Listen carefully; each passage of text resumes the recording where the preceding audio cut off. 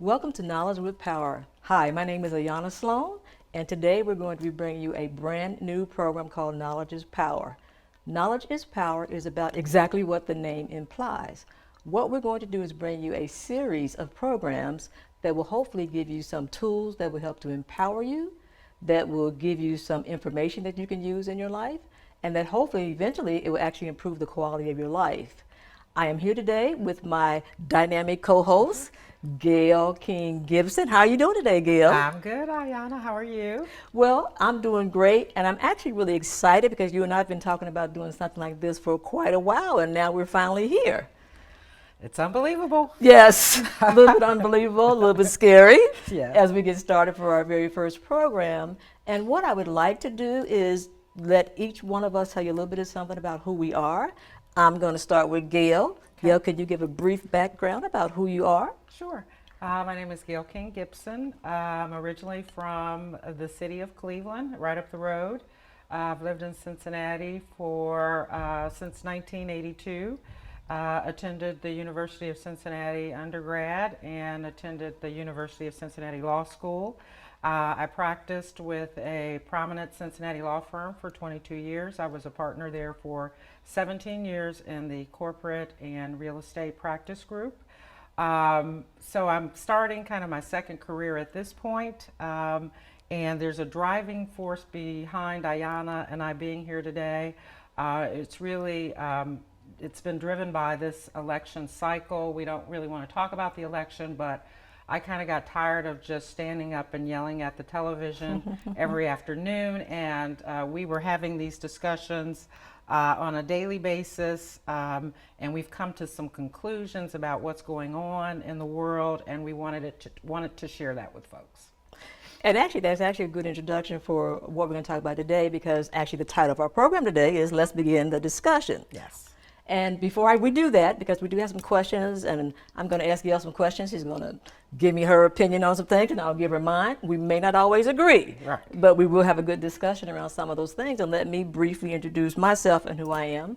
First of all, I actually am a native Cincinnatian and left the city many, many years ago, and I'm now back in the city of Cincinnati.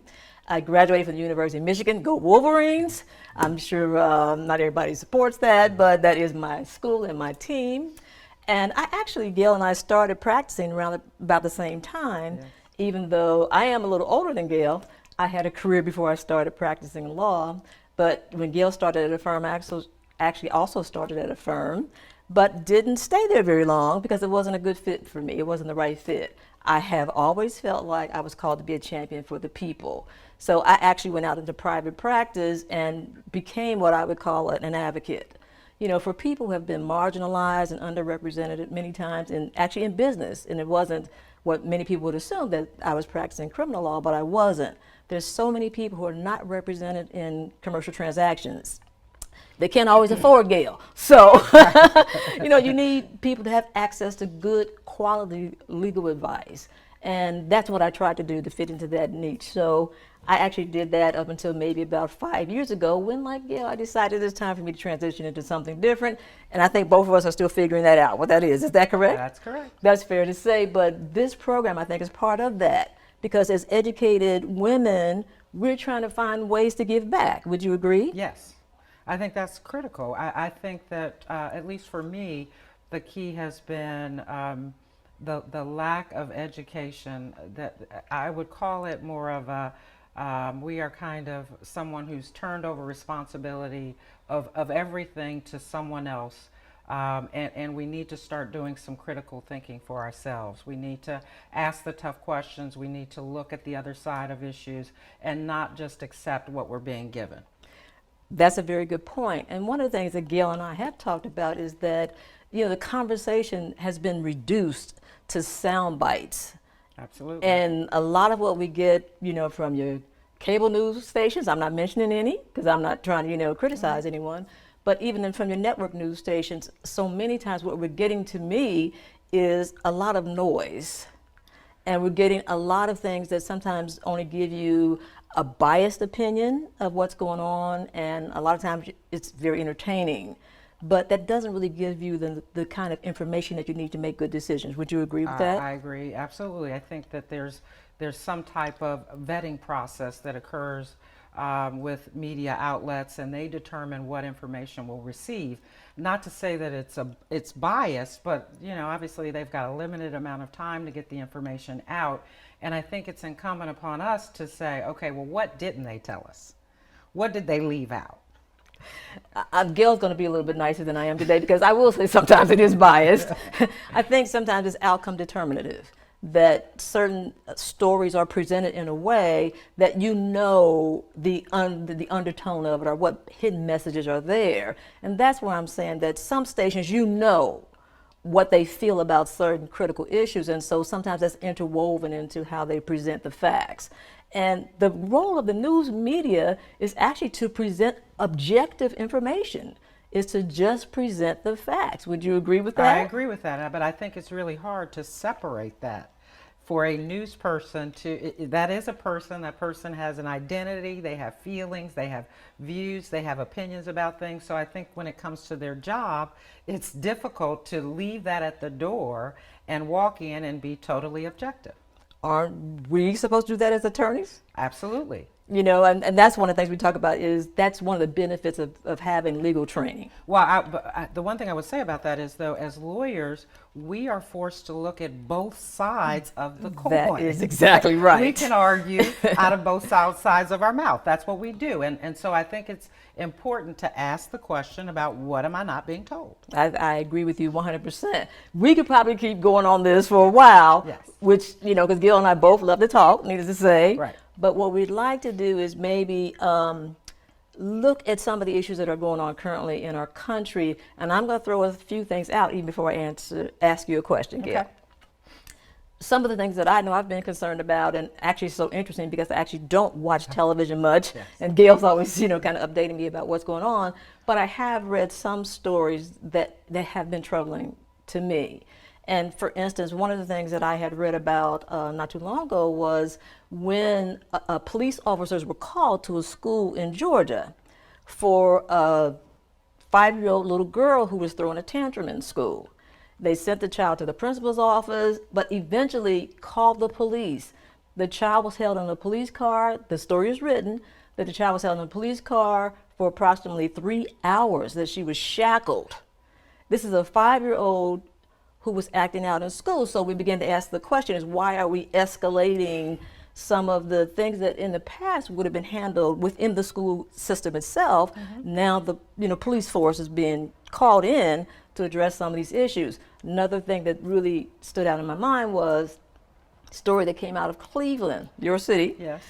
Some months ago, and actually this came out several months ago, and a lot of people are not too familiar with this story, when there's an African-American couple who was driving their car down the street and the car backfired. The police thought they heard a gunshot, chased the car, because I guess the people started running when they saw the police coming. That not necessarily was the best decision, but they did, and then there's some chase ensued. Unfortunately, what happened is that when the police officers caught up with the car, it is written that 138 shots were fired into a car and the people were unarmed. So when we start seeing things like this, we have to ask the questions like, what's going on? What's changing about law enforcement? And there are other things that you know more about even than I do, so that we can at least have a conversation. Well, and those are really two good examples. And I think in my mind, obviously we've had a significant number of police officer involved shootings, and the one thing you didn't mention is race. And I think, at least for me, that's important, because I'm not sure that it matters what color someone is when you have facts like that. To me, it doesn't matter. To me, look at the facts, remove the color issue. That seems excessive. Now, obviously, we're not going through every set of facts, but to me, that's excessive. 138 bullets is excessive. And we can, again, when we talk about police violence against unarmed individuals, the key for me is, what's the standard? Because you and I look at these tapes and we come to our own conclusions and we say, that's heinous, that's excessive force, that's unreasonable. But then when we get to the courts, if the police officer is tried, they're usually found not guilty, and the community is left asking why. And you really have to understand that the rule of law is different than what you and I think it should be. So the standard for a police officer involved shooting is the ability to use reasonable force is based upon a reasonable police officer standard. So would another police officer under those circumstances have a reasonable fear for their life? And if the answer is yes, then the shooting's justified. And it's not a hindsight. You don't get to look at the tape and then say, well, you know, you had 4 other individuals there. There was no reason for you to be fearful for your life. One officer had already used the stun gun, so it's unreasonable. It's not a hindsight analysis. It is a reasonable police officer standard analysis. And in my opinion, I think you would be able to go out and get any police officer to get on a stand and say, absolutely, under those circumstances, it's reasonable for that person feared for their life. That's it. Game over. And so until we talk about changing that standard, I do not think, in addition to all of the other things we've talked about, you know, proper training for police officers, absolutely some of those things are going to make a difference. But until we see a change in that standard, I don't think you'll see any police officers being found guilty for shooting unarmed individuals. Those are a lot of really, really good points, and I think that what you're saying is relevant. A lot of people don't understand how things work in the legal system because we take it for granted because we're involved in the legal system. I'm going to just add on to what you're saying. Yes. One of the things that people have to realize is that sometimes police officers or law enforcement officers are not even indicted. Absolutely. It doesn't even get to the point where they talk about the rule or the standard of law because, you know, it goes before a grand jury. And what they're finding in many cases is that the grand jury refuses to indict. What that means is that if the grand jury doesn't indict, it never goes to trial. Right. It never goes beyond that because, you know, people's grand jury are basically saying, hey, we don't think there's enough here Right. to even take this to trial. So that's one step in the process. Then you have to get, if the grand jury is willing to indict, then we run into the prosecutor. Yes. How is the prosecutor going to treat the case? How is the judge going to treat the case? And if it's a jury trial, how does the jury view that? People need to understand that there's a system of law. Right. And so when we start looking at how do we address some of the issues that we're concerned about, it's not just looking at do we have good or bad police officers. It's looking at, if I can finish my thought, Yeah.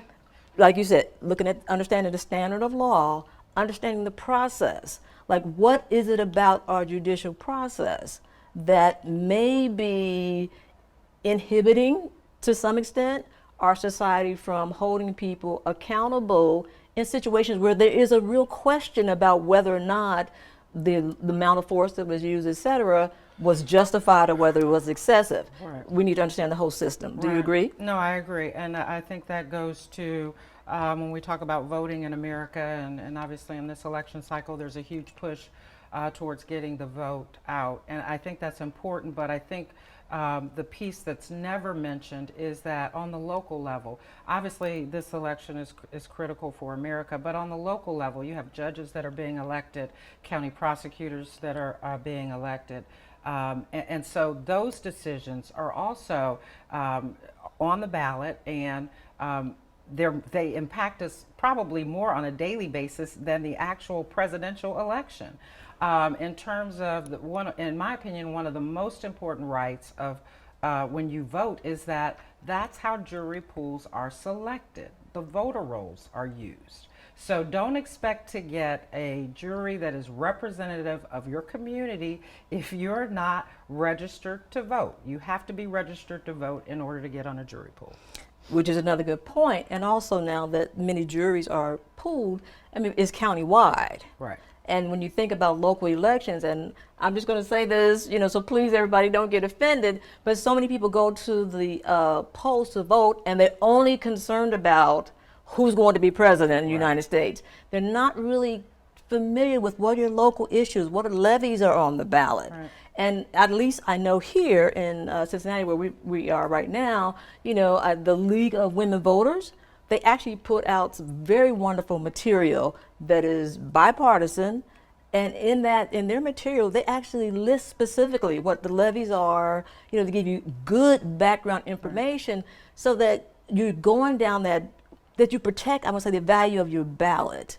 Because so many people, the value of the ballot is not really realized because they really only know about one thing. Right. Who do I want to be president? Right. Yeah. Right. They don't know about, as you said, judges are elected. Yes.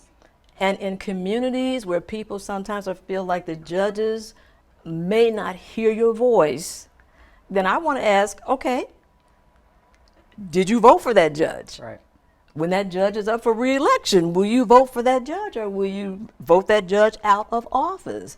I think we have really underestimated the power of the vote on the local level. Right. I think the one thing that, and I've said this to you several times, the one thing about this election, at least for me, it's energized me because, I've just watched in amazement, not that, I have a law degree, I think I'm, halfway intelligent, but the lack of accuracy in the information that we're getting is unbelievable to me, and I would say it's uniform across the board, and we're not.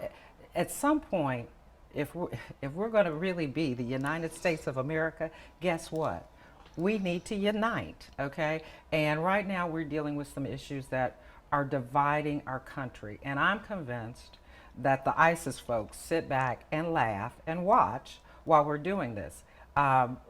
You can't fight each other within the United States and also have an enemy, that you need to defeat. It's impossible to do. So until we kind of remove some of these issues that, in my opinion, should have been resolved a long time ago, but I think the reason why they're creeping back up or coming to the forefront, many people would say they've always been there, but I think the reason why they're coming to the forefront is we're in a day now where it is pretty much acceptable to say those horrible things that you harbor in your heart that you would never think about saying openly or publicly. We're saying it. People are saying it. And when you have someone in a position of, I don't want to say authority, but power, who's able to say those things, then you simply have to point to that person and say, it's okay. I can do it. I can say that. It's all right. And it really isn't okay. And we've got to, either this country's going to implode based on our really bad behavior, as far as I'm concerned, or at some point, the things that are tearing us apart, they're going to continue to destroy us. I think that's where we're headed. I hate to say that. I hate to be so bleak about it. But when I listen to the things that people say, I mean, in my opinion, when you have unarmed individuals being killed by police officers, I don't care what color you are. If that is happening on a regular basis, that's a problem. Okay? That's a problem. Well, I agree with you. It is a problem. And I think one of the things that we're looking at today is that when we look at the history of the United States, there's been a constant tension. There's been this, at some level, even though we say we don't have a class society, we do, where some people feel like they're treated differently. It's like the poor often feel like they're treated differently. They often feel like they're treated differently in the court systems. They often feel like they're treated differently in, so many aspects of our society. You have, people who feel like they're being treated differently because of their race, their ethnicity. And that's part of what you mean when you say there's so many things that seem to be dividing us as a country, as opposed to when I think about the Statue of Liberty, give me your tired and your poor, your huddled masses yearning to be free. Right. Is that we have this symbol that says everybody's welcome, everybody's going to be treated in a certain way, but the reality of that still hasn't been achieved today. And so I'm going to ask this question in sort of in this way and say, why are we still here? What is it about this country that is preventing us from overcoming some of these barriers that have been there from generation to generation? Well, personally, I think it's the hope and the belief and the dream. Okay. And for a lot of people, they've been able to achieve that dream. And you know, it's interesting because you see these things on the nightly news. You hear people make these statements that you know, just you have no idea where they come from. But then you go to work and you interact with people of different races, of different backgrounds, and everything's fine. But somehow that doesn't translate into everyday living, and I don't understand why. And so simply put, for me, it's why can't we just accept people the way they are? Okay, I mean, and that seems maybe too flowery or basic, but I mean, Kind of pie in the sky, yeah, kind of. I mean, it is kind of a pie in the sky kind of mentality. But to me, why can't we, you know, in the words of the great Rodney King, why can't we just all get along? I don't get it. That's funny, the great I don't Rodney get King. it, and that's, you know, we're joking about this, but Right. seriously, I mean, when you're talking about, you know, obviously our country has a, you know, interesting history. You know, people want to deny that history. Some people actually want to forget about it, Right. which I think is a huge mistake. And in that respect, I look to my Jewish brothers and sisters who have been vigilant and adamant about preserving the atrocities that happened to right. them and their recovery. And I think, at least for an African American community, there are traits, attributes from that culture that we can adopt. It should never happen again. We can't allow it ever to happen again. That's right. And in order to preserve that, you have to know about it. It's critical that you know about your history. And so when I hear entertainers or celebrities say, why do you need a Black History Month? Well, because one, I don't want what happened to us to ever happen again to any group of people. It should never happen again. And the only way you prevent that from ever happening again is to make sure that people remember what happened. I agree with you, and that I think that's a big part of it, and it's also changing the narrative. Because, I mean, if you look at, which is a very good example, the history of the Jewish people, one of the things that was done effectively in Nazi Germany was, I mean, several things, but one was you create this myth, this lie around, you know, the Jewish people. They were, you know, they were said that they spread lice, and, you know, they cause all these social problems. When you create a myth around people that you literally demonize them, Right. that allows other people to sit back and say, oh, well, you know, we should be doing these awful things to them because they're bad people. And that's critical when you think about how do people sit back and allow other people to be treated in some inhumane way, Right. because you dehumanize them in some way. And that, unfortunately, is a big part of the history in this country, is that once you dehumanize people, and that becomes ingrained in that culture, then it's hard to change that narrative, because there are groups that still hold on to those myths. Absolutely. They still look at an African American and think you're less than or somehow unworthy. And I think about, since you quoted the great Rodney King, I'm going to actually quote Thurgood Marshall when, you know, he's on the Supreme Court, and he said, the reason race was effective, it is the immutable characteristic. It is the one way you can always identify somebody. And you can always ascribe to them a certain social class or deny them certain rights. It's like you're automatically excluded from the goods of our society, because it's effectively a caste system. Even though they say we don't have a caste system, it functions as if it were a caste system, because you're basically saying all these people should be poor, all these people should be whatever, in jail. Right. You know, you're taking a whole group and deciding how to treat them, not on their individual attributes, Right. but on this myth or narrative that you develop, which has basically demonized a whole group of people. Right. And the one thing that I would say is that, you know, we talk about that we've come so far, and I think that's right. Absolutely, we have come far, and I would say that for a number of Americans, they have been exposed to individuals of a different culture, and they are, accepting is not the right word, but they embrace that. Right. Okay. And so if you don't have exposure to someone of a different race, of a different group, then yes, you are going to have your own preconceived ideas about that group. And so one politician said one key to this is there's got to be more interaction. I agree wholeheartedly with that. We cannot continue to separate ourselves from each other and go on our merry ways. There has to be more interaction. It has to be more than between the hours of 8 to 5 on a job. The other thing that a lot of people have done is, you know, I saw this working in corporate America, they will create an exclusion for Ayanna. So Ayanna, while she's African American, she's different than all of the other African Americans, okay? And so somehow they view that as a huge step or an advancement. In reality, it's not. It's not. But I think, at least for me, I think we need to have these discussions. You know, I hate to say that it is, we live in a black and white world, because we don't. We live in a brown and white world now. And there has to be more of an understanding. I think we, as a people of color, have a better understanding of the dominant culture than the dominant culture has of us. Because we're constantly trying to fit into that system, and there's no desire or need on their part to somehow fit into our system. And that's a problem.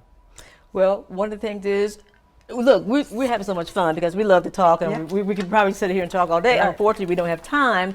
So we're going to wrap it up with just, you know, some suggestions, quick suggestions as to, if we had to say, like in 1 minute or less, what is the one thing you would like to see happen right now? You go first. Okay, for me, I'm going to say this. First of all, I would like to see people go out and vote, because that's one of the things that can affect what's happening in this country immediately. You know, we're going to talk about other things and other, you know, series and programs that we have, but right now it is important. If you don't like what's going on in your community, in your state, in the country, exercise your right to vote, because it has more power than you think. People get apathetic and then they say they don't want to vote. And I'm going to say there's one last thing I say real fast. A group out of California came with a wonderful slogan that is, "Not in our community." So we need to say that. If you don't want to continue to have violence in your community, vote. If you don't want to continue to see crime in your community, vote. And you say, how does that fix that? Because you begin to determine how dollars are spent in your community by voting who's in office. They're going to make a decision about the budget, the local, state budget. They're going to make decisions about that, and that affects every aspect of your community. If one thing, and there's so many issues that we're facing. So the one thing that I would ask is that educated African Americans would go back to the hood and give their time, give their energy, give their skill set to help those that are there. I think that far too often when we leave the hood, we leave it for good. It's kind of like, we're out, we're gone. And now there's a need. It's clear to me that we can't expect the government to fix the problems that are occurring in the African American community, but we are at a stage in this game, we've got, you know, call it 40, 50 years of educated African Americans who have a specific skill set that can be used in our communities to better them, and we need to go back. Well, thank you so much for tuning in today to Knowledge is Power. We have started the conversation, and we intend to come back at least once a month, Gail. Yes. Are you willing to do that? Yep. And share some more knowledge with you, and hopefully you will be empowered. Thank you.